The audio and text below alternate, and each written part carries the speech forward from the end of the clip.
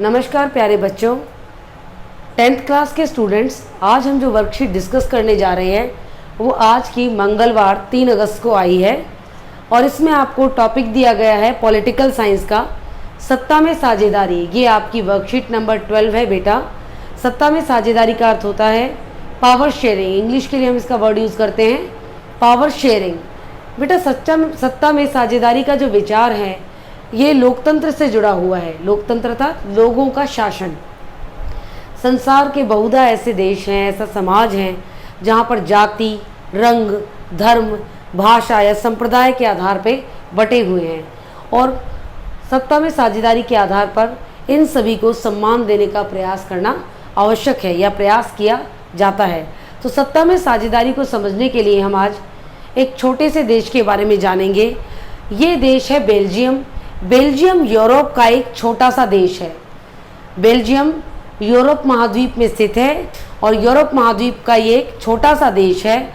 Belgium की आबादी लगभग 1 करोड़ से भी थोड़ी सी अधिक है, यानी मान सकते हैं कि 1 करोड़ से थोड़ी सी अधिक।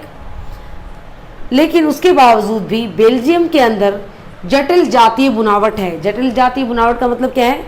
अलग अलग भाषाओं के लोग बेल्जियम में रहते हैं। बेल्जियम में अलग भाषाओं के लोगों के रहने से तात्पर्य है कि बेल्जियम के अंदर डच भाषी लोग भी रहते हैं, बेल्जियम के अंदर फ्रेंच भाषी लोग भी रहते हैं और लगभग 1% के बराबर जर्मन लोग भी बेल्जियम में रहते हैं। Belgium is a small country in the Europe island. The population of Belgium is more than 1 crore and the people who are living in Belgium are German people, Dutch people and French people. The percentage of Dutch people are 59%. The percentage of French speakers is 40%. यानी Dutch speakers वहाँ पर हैं, Dutch भाषा बोलने वाले लोग 59%, 40% लोग French भाषा बोलते हैं, लगभग 1% लोग जर्मन भाषा बोलते हैं। बट जो कैपिटल है ब्रुसेल्स, बेल्जियम की जो कैपिटल है, राजधानी है ब्रुसेल्स, वहाँ पर इसका विपरीत है। ब्रुसेल्स में 20% लोग डच लैंग्वेज बोलते हैं जबकि 80% लोग फ्रेंच लैंग्वेज बोलते हैं। बिल्कुल इसका ऑपोजिट है। बेल्जियम की राजधानी ब्रुसेल्स में 20% लोग डच भाषी हैं, 80% लोग फ्रेंच भाषी हैं। फ्रेंच भाषा के जो लोग हैं वो ज़्यादा समृद्ध हैं, ज़्यादा खुशहाल हैं, यानी वो आर्थिक दृष्टि से भी संपन्न हैं। लेकिन ये बात बेल्जियम के डच भाषी लोगों को अच्छी नहीं लगती, जो कि बाद में, जिनकी पहले आर्थिक स्थिति बेहतर नहीं थी लेकिन धीरे धीरे बाद में उनमें इम्प्रूवमेंट हुआ। 1970 से लेकर 1993 तक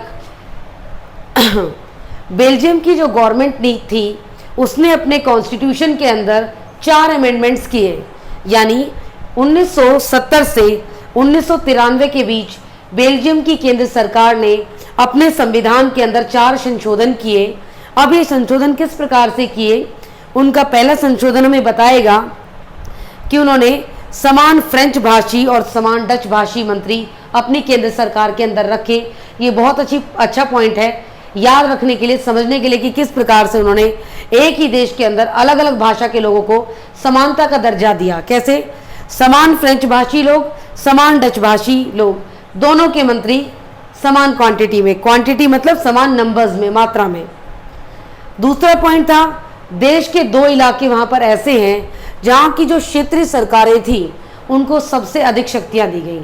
बेल्जियम के अंदर 2 क्षेत्रीय इलाके ऐसे हैं जहाँ पर जो दोनों सरकारें हैं उन्हें सबसे अधिक शक्तियाँ प्रदान की गई। More powers were provided to the 2 particular states of Belgium. उसके बाद ब्रुसेल्स में अलग सरकार है, यानी ब्रुसेल्स के अंदर जो सरकार है उसका बेल्जियम की सरकार से कोई लेना देना नहीं है। वो वहाँ पे डच पीपल और फ्रेंच पीपल के जो जनसंख्या है और उसका जो प्रोपोर्शन है उसके हिसाब से रखी गई है ताकि इन दोनों संप्रदायों में आपसी कोई कलह ना हो और प्रेम और सद्भाव बना रहे। 4th पॉइंट इज सामुदायिक सरकार का निर्माण। सामुदायिक सरकार का निर्माण यानी यह ऐसी सरकार है जो समुदाय के द्वारा निर्मित की गई है, समुदाय के द्वारा निर्मित की गई है। इसका अर्थ है कि यहाँ की सरकार ने अपने जो सरकार, सामुदायिक सरकार का जो निर्माण किया गया, इन्होंने अपनी संस्कृति, अपनी भाषा, अपनी जाति, जिसे आप एथनिसिटी भी कहते हैं, उसके आधार पर ही क्या है, इन्हें शक्तियां प्रदान की गई और इस प्रकार सामुदायिक सरकार का निर्माण किया गया। इस टॉपिक में बच्चों 2 क्वेश्चंस दिए गए हैं, मैं वो दोनों भी आपको बता देती हूँ। पहला क्वेश्चन आपको एमसीक्यू के फॉर्म में दिया है, दोनों ही क्वेश्चन बच्चों एमसीक्यू के फॉर्म में है। फर्स्ट क्वेश्चन है, बेल्जियम में किस भाषा को बोलने वाले लोगों की बहुसंख्या है?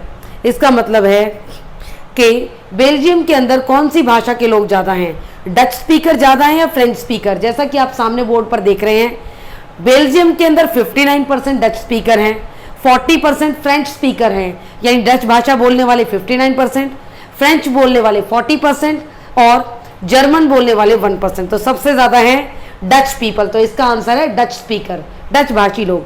सेकंड क्वेश्चन में आपसे पूछा गया है, निम्नलिखित में से कौन सा बेल्जियम में टकराव रोकने के लिए कदम नहीं उठाया गया था? फिर से क्वेश्चन को ध्यान से समझिए, आपके सामने 4 पॉइंट्स दिए जाएंगे, उसमें से बताना है आपको कि वो कौन सा स्टेप था जो बेल्जियम की गवर्नमेंट ने नहीं उठाया था वहाँ के लोगों के आपसी कलह और टकराव को रोकने के लिए। पहला, क्षेत्रीय सरकारों को शक्तियाँ दी गई। हाँ जी, ये बिल्कुल करेक्ट है, मैंने अभी आपको बताया, क्षेत्रीय सरकारों को शक्तियाँ प्रदान की गई। सामुदायिक सरकार का गठन किया गया, वहाँ पर सामुदायिक सरकार को चलाने के लिए राज्यपालों को नियुक्त किया गया, ये बिल्कुल गलत है। वहाँ पर सामुदायिक सरकारों का निर्माण किया गया था और इनके चुनाव से संबंधित जो भी थे वो क्या थे, इनका चुनाव संबंधित भाषा के लोगों द्वारा ही किया गया, यानी जिस समुदाय की सरकारों का गठन किया गया, इनका चुनाव भी उन्हीं की संबंधित भाषा के लोगों के द्वारा होता है। और इस सरकार के पास अपनी सांस्कृतिक शक्तियाँ हैं, शैक्षिक शक्तियाँ हैं और भाषा संबंधी शक्तियाँ भी हैं। तो ये पॉइंट भी गलत है बेटा, सामुदायिक सरकारों के लिए किसी प्रकार के राज्यपाल की नियुक्ति नहीं की गई थी, ब्रुसेल्स में अलग सरकार, ये बिल्कुल ठीक है। तो आज की हमारी ये वर्कशीट कंप्लीट होती है बेटा। अब मैं आपसे नेक्स्ट वर्कशीट में मिलूंगी। थैंक यू बेटा।